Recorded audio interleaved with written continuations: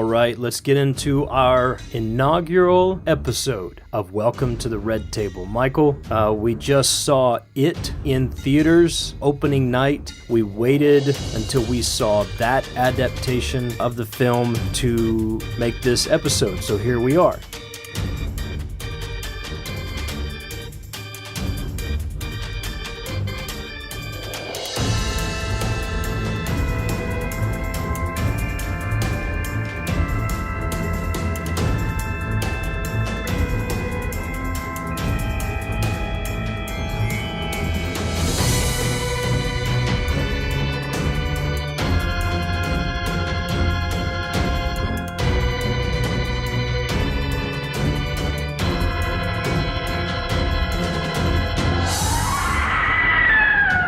My name is DC McGannon. And my name is Michael McGannon. And we are the Monster Guys, and this is a brand new show from us called Welcome to the I always want to say the Round Table.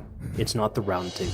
I feel like I need to pull my sword and charge the field. I don't think we have enough people here to do that. No, so welcome to the Red Table, that is, where we give insight and analysis to all things horror. And this week we're talking about the Stephen King film It, actually the adaptation to his novel. I was waiting for you to just say It. There was so much I could have joked with and messed with you on that, but you had to go and say Stephen King's adaptation of It. Be all specific. Yeah, you know me, I gotta be specific. So it just came out this weekend. Let me just start by saying I feel like it was a fantastic film. Absolutely stunning, visually, audibly, in terms of story, script writing, casting, and we're going to get into some of all this in the next few minutes, but I think it was superb on just about every level there is to rate it at. Definitely. I think that's the thing that I keep on coming back to, is that it was effective as a horror movie. You don't have many horror movies that do the job these days. And even if they do, there's always something in the back of your mind of, oh, that was cheesy, or oh, this didn't really ever come to fruition. But this did it. This filled everything. Well, let's talk about that. And most people know that It, as a film, has two different adaptations. One of them was made back in the turnover of the 90s with the two-part television show. All in all, I think that was, about 3.5 hours long total? Yeah, it was pretty long. It was pretty long, 2 parts to it. And then we have, here in 2017, It Chapter 1. So let's talk about your idea of effectiveness as a horror film. What are you thinking there? Because I would agree with you just in the general statement that this was very effective as a horror film. Probably one of the best horror films I've seen in, I don't know, maybe 5-10 years. Yeah. Well, for one, they kept the R rating, and I was reading an interview with the director, and he was saying that they were very lucky that the producers did not try to stop them in that rating, that they didn't try to take it down to PG-13. So yeah, they didn't have to make it for TV. Yeah. Well, the original one as well, I think, was a PG rating, and it definitely was more focused around the story of the kids, which was fine. I watched it, obviously, not at 1990 because I wasn't alive back then, right. You know, going back and watching it years later. You just gave your age away, by the way. Not quite. Going back and watching it years later, you know, I really enjoyed it. I loved Tim Curry, of course. It's kind of hard not to love him. And I think the story of the kids was great. The story of the adults, I wasn't a huge fan on, and it really wasn't a horror movie to me. And I had forgotten, of course, that it was a PG TV movie. So going to see this, there were definitely scenes that you expected to come out from the original, and I'm sure from the book as well.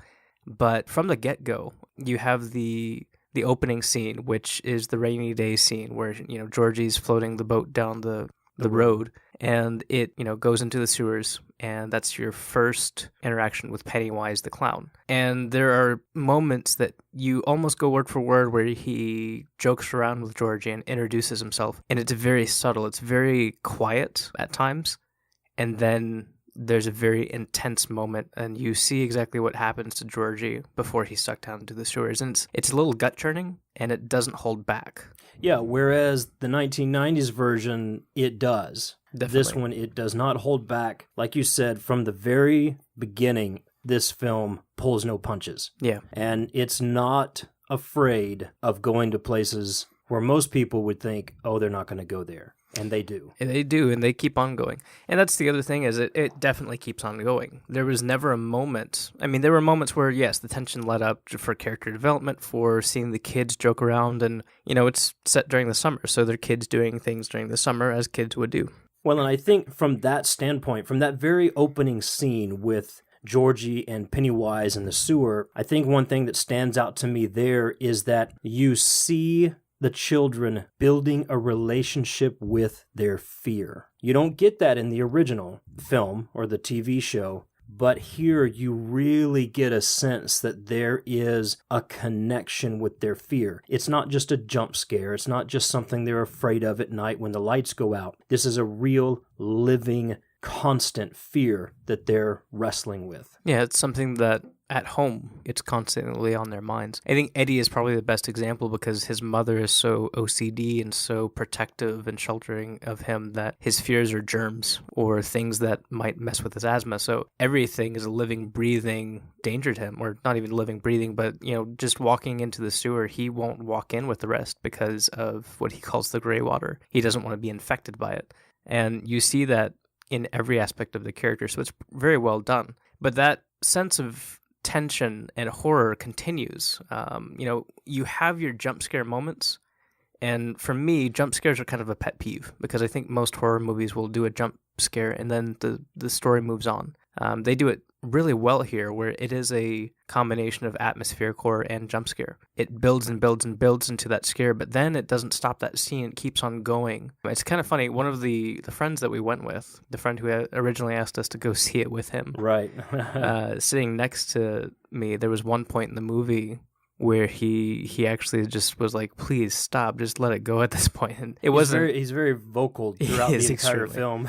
So I'm not using his exact colorful language, but it got to him very effectively. It was a pretty long sequence too, and it wasn't boring. It wasn't drawn out. It was just right. But beside me, I could just feel him squirming as he was waiting for that to let go. Well, and I think that's the effectiveness of the horror in this film, is that jump scares were not jump scares for the sake of being jump scares. Jump scares were part of the story. They didn't do a jump scare and then you have a pause for audience reaction. It was happening, whether you reacted or not, and everybody reacted, that I could tell. I was sitting next to a guy who was clutching his girlfriend rather tightly, and they were both wriggling and screaming quite effectively. But the jump scares that were in the film were not just out to get you. They were a part of the story, and it just kind of sunk into your soul. And when you realized that the story was continuing, it continued to draw you in deeper. You didn't have a whole lot of time to process the emotion and the reaction. You were just still going on the ride. Yeah, and it was great. And I think part of that is due to the performance by Bill Skarsgård. He did a really great job. Just stunning. Whereas I think we have to mention Tim Curry here because he did that iconic role as Pennywise. Okay, yeah. Let's talk about the clown. Here's something that I heard somebody say this week that I thought was not accurate. And this guy was giving commentary on the film, and he basically said it boils down to this. This is a great film for people who are afraid of clowns, so you go to the film to be afraid of clowns. And in my opinion, that is so off base. Right. This film was not about a clown. It was not about the fear of clowns. In the first one you brought up with Tim Curry, first of all, one of my all-time favorite performers, stunning. I don't believe they gave enough screen time to Tim Curry in the first go-round. But then you ask yourself, who can replace that guy? Because even if they didn't utilize him to the maximum potential for that early film, he still comes out as the icon of that film. Yeah. So who can replace Tim Curry? Well, nobody can. Nobody can do Tim Curry's Pennywise. So then you pull in Mr. Skarsgård, whole new level, whole new personality, whole new set of idiosyncrasies, and this guy nails it. He does. Actually, I was listening to an interview with him, and it's kind of funny. It's kind of telling where I believe it was Jack's character, but he was basically terrifying the kid. And he was talking about how the kid was screaming and actually like physically gagging because of how close the Pennywise character was in that moment as they were shooting. And Bill was saying in the back of his head, oh my gosh, I'm traumatizing this kid. And when they finally cut the scene, he leans back and he says, "Are you okay?" And the kid is like, "Great job. I love what you're doing with the direction. You're doing a great job." But in the original, Tim Curry is very loud and obnoxious. He's beep, beep, Richie. He's very, right. Which they kept that line. I was happy to see. Yeah. But he's very, almost wink at the camera, blatant. And he's not subtle or creepy whatsoever. I think I mentioned to you earlier when we were talking about it, Tim Curry's role of Pennywise is almost like the host of a variety show. Yes. He's coming in, he's making his appearance, he's introducing the next fear or playing off of the last fear, and then he's gone. And you go between the stories of these kids in that early adaptation. And like I said, Tim Curry, in my opinion, should have been more central, but I don't believe he was utilized well. Yeah. And furthermore, it's not about the clown. It's about what he represents. But this new version of Pennywise, I guess you would say, is very much central to the film. And all that he represents flows out of him versus him just being an introduction to what's coming. Yeah, that's true. And, Pennywise back then with Tim Curry, he always had his hands out to the side. He was big. He was, that clown figure. You could take him and put him in a circus environment and he wouldn't stick out. The 2017 version, he's still a clown, but he's very subtle. When he's talking in that first scene, he's almost got a little bit of a lisp because of the way his teeth are with his lips. When he talks, his mouth doesn't always close at certain words, so it's very light and airy. And then when you watch him, when he's running at you, that's terrifying because he's all over the place. They did a really great visual effect with his head and the way it focuses on him. But when he's just standing there, it's almost like he's hunched over. His shoulders are tight. His hands are by his side. You almost have the comparison of Jack Nicholson's Joker to Heath Ledger's Joker. Mm-hmm. That very much bright comic character to the sociopathic and gritty, disgusting at times character. So he did a really great job with that. Really did a fantastic job. Yeah, there were a lot of aspects of the two characters that were similar enough that you recognized Pennywise. But in this latest version, like you said, things like the teeth being slightly off-center and not the same size. And for me, the drool was fantastic. I was just like, where's the drool coming from? Very effective. It's always there. It's always dripping from a different part of his lips. It's there if his mouth is open or if it's closed. His head, the size and the shape and the creases of his face and the differences in the way, the hair and the movements. But like you said, he was always drawn in on himself at some level, which I believe caused people to draw in to him. It's like when you whisper versus you yell at somebody whispering, you're going to lean into them and then they've got you. Yeah, definitely. This is what this Pennywise does. I also appreciate something. There's always the moment that a villain in a movie, whether it's an action movie or horror movie or whatever have you, the villain gives this almost monologue moment, or if it's a horror movie, maybe they give that jump scare and then they back off, they go away. He never really does that. There are definitely times where the kids get away, but that's it. The kids are actually getting away or they're fighting back. He never delivers this evil montage and then just laughs back and sits back and waits for them to come to him and punch them. He's always pressing the action. Mm-hmm. And so it makes it even more satisfying when they do start to push back, whether they fail or not. It's of their own accord as well. It's not this villain without any merit of his own. It's not somebody that's just pushing and then they stop moving. It's always a not equal force even, but it's always a push from one direction or another. Yeah. Well, and talk to me on the side of the children, because the kids did the very same thing. They were always pushing. They were always central to the movement of the film. Yeah, I think the kids they chose were fantastic. I did recognize one of them. The others, for me at least, were unknown actors. But I definitely recognized playing the role of Richie, Will from Stranger Things. Yeah, Finn Wolfhard, I think is the guy's name from Stranger Things. He did a great job, and he's not the lead kid role, but he definitely does his part. and he does it well. And when the time comes to create conflict with that lead character of Bill, he and Bill clash in such a way, and they support each other in such a way that really draws you into the Losers Club, the group of kids. Yeah, absolutely. But each of them, and I actually like this aspect, and we were talking earlier about how older horror films, and I bring this up because of the 1990 version of it, they seem to have bigger casts of characters. A lot of movies these days, you have 4 kids, or you have 4 teenagers going to that cabin in the woods, or you have maybe 5, but that's kind of a higher number sometimes. But in older films and in films like this, where you almost have a Goonies group of kids, you have a larger cast. Mm-hmm. And I understand the thought behind it. The smaller number of cast members you have, the smaller number of characters, the easier it is for those, characters to develop. But I think they were wise. But it's also easy to pay for. Yes, that's true as well. Budget issues. But they did really good in balancing the cast with this group.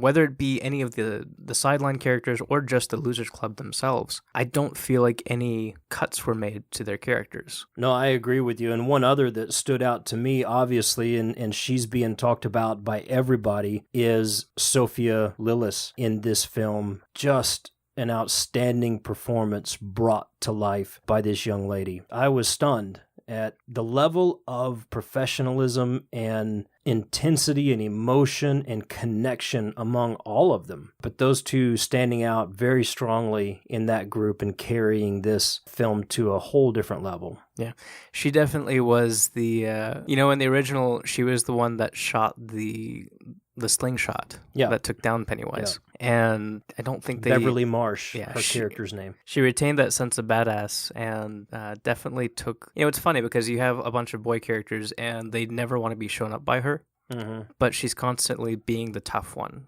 because she has to be. You see from the beginning of the film, she's picked on pretty heavily. And I think that's not something that you see a lot of in the original either. I'm sure it happens in the books the way that they do reference some things in the adaptation in 1990, but she takes a beating at school and at home, so she's got to step up to that plate. There's certainly a backstory there that's not fully fleshed out, and partly because it can't be. It's way too sensitive of an issue to deal with in such a constrained time format as a film, but also the emotional trigger going on there and triggers. But she, and here's a little bit of a spoiler, she's not a slingshot shooting girl in this one. But I would say, to be honest with you, from a spiritual sense, she still is. Yeah. She's still the one emotionally, spiritually, that is pulling that rock back and slinging. And she's coming out with some pretty heavy slings. I was going to say, I think there is a scene where she's not using a slingshot, but she does toss the rock and it hits right on the mark. Yeah. So and fans of the original and of the books, well, I'm sure will catch on to that reference as well. Yeah, definitely. Yeah, another thing about this cast of characters, and you brought it up, the expanded cast, it's a larger cast. You've got the kids, you've got Pennywise, you've got the group of adults, you've got historical figures. What's that? The bullies. You've got the bullies, you've got all these varying levels of casts within this cast. And I think one of the things it does, and I told you this coming out of the movie, I think, is the formula there is like the Goonies. You've got something that harkens back to a group of innocent children that is surrounded by all kinds of life in people and in their environment. And one of the effective measures of this film, in my opinion, is it goes back to that formula, the Goonies. Stranger Things is another great example in our modern pieces, but you've got this group of kids that are seeking adventure. They're seeking out to overcome the danger. And in this particular film, they're having to overcome trauma. They're having to overcome danger. They're having to overcome the risks of just being a kid in school with bullies and sexual tension and all the things that kids are dealing with at that particular age of life. And then that's exacerbated by the problems among the adult population. And then you throw in there this very real symbol of fear that comes to life for all of them. the point I'm trying to make with this is that this film takes us back to an age of innocence of children, which is something we all connect to, that retro feel, that nostalgia. We connect to that. But then you throw into that mix the trauma and the danger and the disappearances of the kids, the bullying, the fear, the death, and everything that's involved there, and you just blow that up like 10 to 100 times in terms of emotional impact. And I think this film has done that well. It's taking us back to a time of what people would consider a time of innocence among children that are then traumatized. But behind that veil, it's teaching us there never really was a time of innocence. It just looked like that on the surface because all these dirty things and ugly things and horrific things were still taking place behind the scenes. And I think it's one of the things the film does. It speaks to us on the level of nostalgia, and it speaks to us on the level of truth that there never was an innocent time. We're always in a dangerous moment. And I think you hit the nail on the head on a couple points there. The scriptwriter, Fukunaga, I believe his name is, actually said that. And it goes back to the effectiveness of this movie as a horror movie. Most horror movies, they overstep themselves where they show the monster. This obviously shows the monster, but it's not like, it's not like Alien where you've got this thing in hiding all the time. He's a representation. Yeah, and he says, I think it was an interview or something that he was talking about it, but he actually said, this is like Goonies if it was a horror movie. He said, my job was basically to go in and make this scary as a horror movie, modernize it, make it more relevant. And he was talking about how it's not about the monsters or the visualizations because those are not scary. Mm-hmm. It's about what's not seen or what is heard in the shadows or how the monster interacts with things. Those are the scary things. So the visualizations are very strong in this film, but it goes back to that trauma, the loss of innocence, which is something he talks about as well, and the fact that, yes, this monster is seen and he's known. By his nature, he's also not known just because of his shape-shifting and the fact that his true form is always hidden. Mm-hmm. But it's the tension that they have to deal with and the fact that he takes those tensions and he amplifies them to the points where they can't handle it. Yeah. Somebody in the group we were with watching this film Friday night said it seems that it's just the children that can see him. And I pointed out that I disagreed with that because it seems that way because it's always the kids that see them, that sees him, Pennywise, and the representation of fear that's encapsulated in him.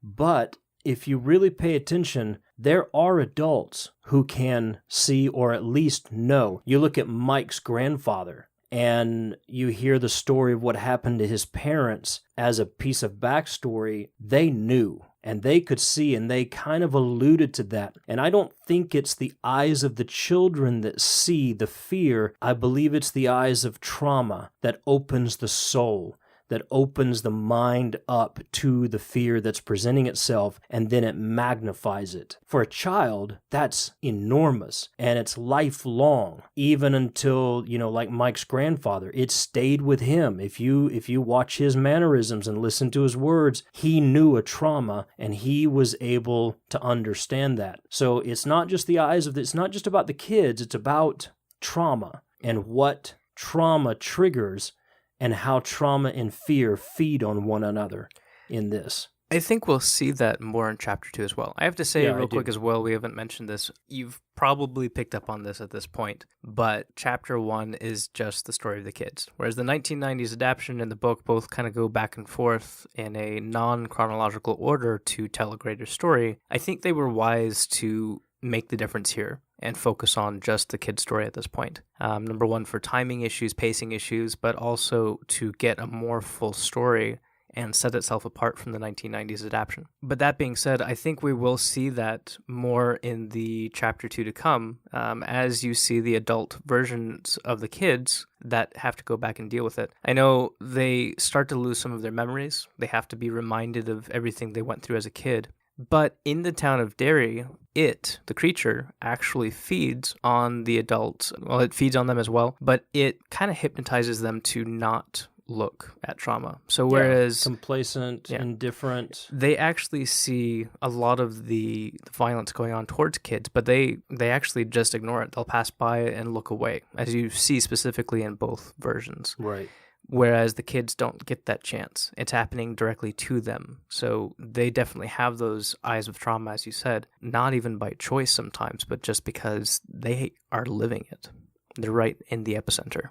And let's just say a kudos to the director, and I hope I say his name correctly, but Andy Muschietti. He, for those who may or may not realize this, was the director of Mama, Del Toro's, in my opinion, masterpiece of horror. But he headed that. I think that was his directorial debut. And you see some of those same influences in this version of It, especially with some of the iterations of fear that present itself from Pennywise the Clown. He's very effective with his eye in presenting fear in a subtle way and using technology in a way that always keeps you off center. You know, I thought about the movie Mama while we were watching it, specifically because of one of those iterations of fear, one of the special effects. It had a strong resemblance to the creature, or the mother from Mama. It even moved in similar ways. And I thought about it. It reminded me of that. I did not realize it was the same guy, though.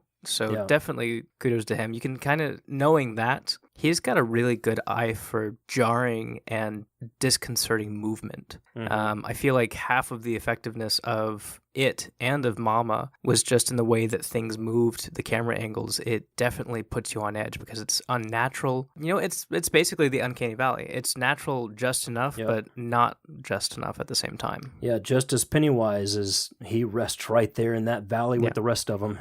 As a clown. So It is a huge success this week. I think we were fortunate enough to see it on opening night. It's broken all kinds of box office records, both for horror, for movies in September. It's really shored up a dismal box office season over the summer. And it had audiences clapping. That was what got me at the end. The audience stood up and started clapping. And I immediately thought, these people are nuts. They're clapping for a horror film. I can't say I've ever seen that happen. I think it speaks volumes, though, because there have been studios who have declared horror dead. This year, even. Yeah. And I think we've seen a few things this year that very clearly says horror is alive and screaming very loudly. And it's going to continue to get bigger. And I think one of the reasons is, and we'll talk about this from time to time on this show, is that horror allows us to explore so many emotions and so many variables in our society, especially in difficult times. We are in a politically, socially, emotionally charged time of history. And when those things come across our landscape, horror helps us to not only deal with it, but have a conversation about it and find solutions to it. And I believe that's one of the things that It is doing right now. It's giving us an opportunity to talk about things that are typically taboo. And we may not know that we're talking about things that are going on in the world, but we really are through the framework of this film and films like it. So horror is not dead, and anybody listening to this, whether you're on SCRM Radio or you hear us through the Monster Guys, one of our Monster Guys platforms, you're probably going to be cheering and agreeing with us that horror is not dead. It's kicking and screaming all the way through the bloody door, and it's not going away. If anything, it just puts the lid on that conversation by itself. Box office smash, and in my opinion, I think I told you, of course, I've seen a lot of Stephen King films and or films that are based on his writings and TV shows, but I think finally somebody got it right 100%. Yeah. And I couldn't be happier with it this weekend. Yeah, there are good Stephen King adaptions. There are bad Stephen King adaptions. There are Stephen King adaptions that everybody loves, but there's always that, one or two parts in the movie that really suck. Yeah. This one, oh my gosh, didn't have any of those issues. It was all the way through. It was just a purely satisfying horror flick. I think Stephen King himself, if I remember correctly, said in an interview that he was not prepared for how good this was. So that should say something. That says something right there. Okay, so real quick, in closing, we didn't talk about this in depth, but there was another Stephen King adaptation that came out this year, The Dark Tower. Oh, yeah. Okay, now not a lot of people were happy about that, but I found it kind of fun.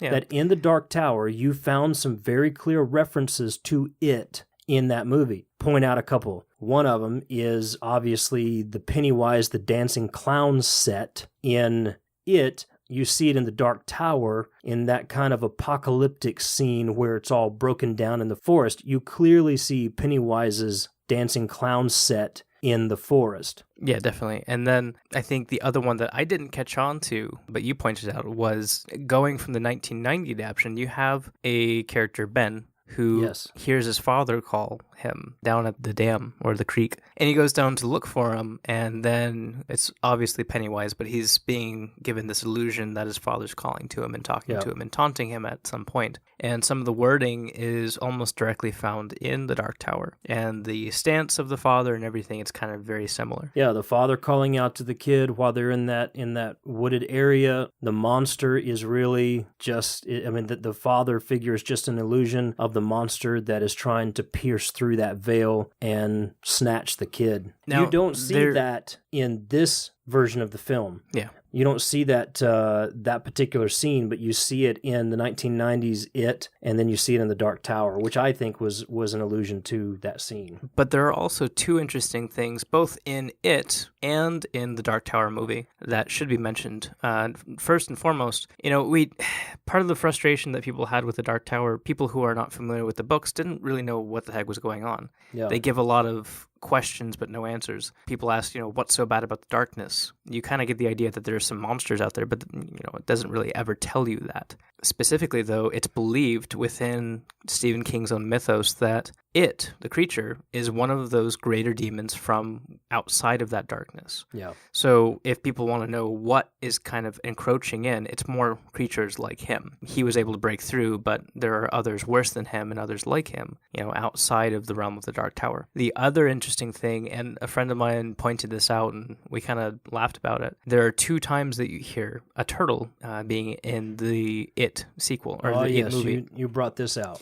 Number one was, the Lego turtle scene that you see Bill pick up the Lego turtle from Dorothy's room and carry it around with him through the house. Which I thought was interesting. In this film, he did not put the turtle down when he left the room, but he carried it with him. Yeah. I thought that was fascinating. And it breaks, which is also a thought to keep in mind. And you also hear them say, oh, what's in the water? It's a turtle. And you never see the turtle, but they go trying to look for it in the murky water. And you almost wonder, is something going to drag them down into the water? But no, that never happens. For those not in the know, the turtle is the cosmic deity or cosmic creature, if you will, that guards one of the beams that hold up the Dark Tower. And it is the direct arch nemesis of It. So it's kind of a cool reference. The friend and I that I was speaking about, we were kind of wondering if they're actually going to bring that up any further, or if it was just a reference for those who wanted to see a little bit of the turtle. In the book, the turtle is kind of the one that, the Losers Club does everything on their own, basically, but the turtle kind of helps guide them to what they need to defeat the creature. It. So just some little Easter eggs and connections between movies. Yeah, very cool. So It is it's a smash success. It was very satisfying.